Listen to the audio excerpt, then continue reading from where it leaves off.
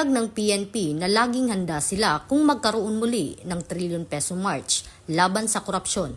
Ayon kay Acting PNP Chief Police Lieutenant General Jose Melencio Nartatis Jr., patuloy nilang pinapabuti ang seguridad at handa ang resources para sa malalaki o maliliit na protesta.